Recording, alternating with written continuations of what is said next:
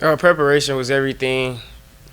I knew they were going to be a zone team, so I know I was going to have to sit in zones a lot, work through different coverages, different windows, first window, second window, but just preparation, watching film. Kevin, as a St. Louis kid growing up around this rivalry, what did it mean to come in one of your first games at Mizzou, have a game like that with a victory? Once I got here and I found out the history, but I already knew the history, it meant everything to win this game. We had a couple people come in, preach to us what it meant to the fans, to the alumni, and just people that attend to this school. It meant everything to win. Every game is important to us. Of course, we're trying to go 1-0 each and every week, so this is a big-time game to win. Back left. Kevin, your coach said that you and Bo were practicing a lot in the offseason, trying to get those reps together, find that connection. How do you feel like that helped you in establishing that connection early on in the season? No, we definitely got that chemistry. Me and Bo, we're two hardworking guys. Two guys that just want to be perfect all the time. We work for perfection.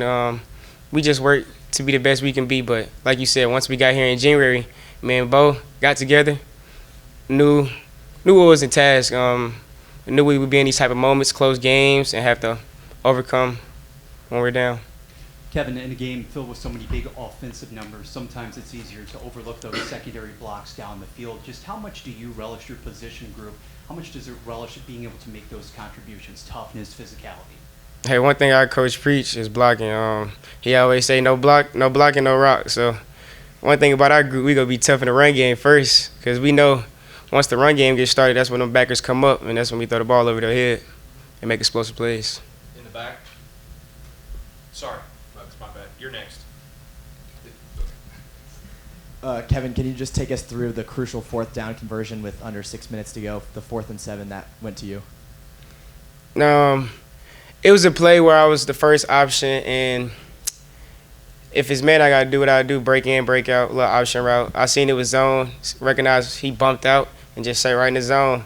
One thing my coach Pillar say, you got to make SEC catches. We all here for a reason. We got to make big-time plays. So once that ball was in the air, I knew I was about to get hit, but I knew it was 4th down, and I already looked at the clock and seen it was 6 minutes left. So I'm like, hey, you got to make this catch and pick the guys up and get the rolling. Right there.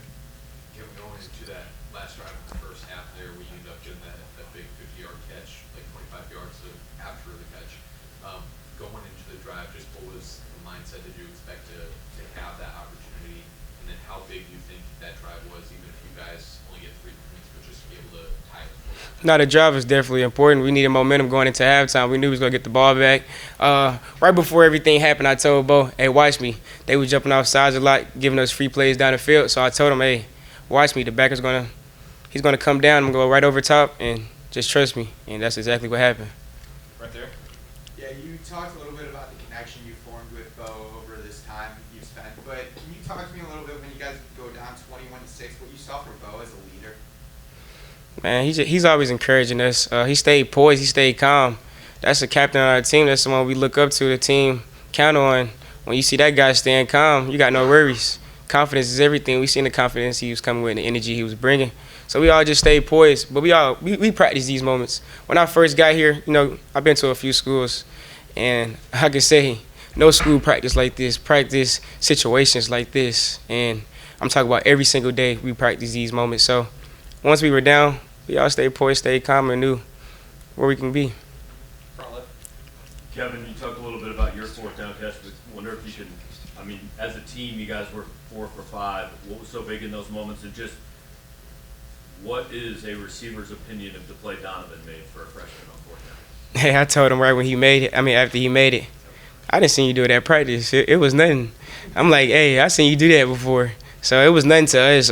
But I told him that's the way to translate things from practice and actually translate it to the game days and make big-time plays for us. Don is a great guy, always working. That's the guy when I first got here. We did jugs every single day, about 300-plus jugs. And that's the guy, he'd try to beat me to it. So I knew he'd make plays like that. So when the moment came, we trusted Don. Everybody did. Finish up right here. Kevin, can you kind of speak to just how Jamal Roberts performed as well? I know you've known him Yeah. for a long time, and being a St. Louis guy, can you just speak on him? Now, that's my guy. Right before that drive and right before he scored, I literally told him, stay calm. It will happen. Even if it's not this game, it's going to happen for you. Just work. And right before I told Coach Looper, hey, the GB's about to end the game. We got a check, ran the ball, I made the block, and Ma did the rest. And right after, I told him, see, your time will come. You got to just work hard and just stay humble and just stay cheering for your team, and things will come for you. All right. Thanks, Kevin. Appreciate you guys.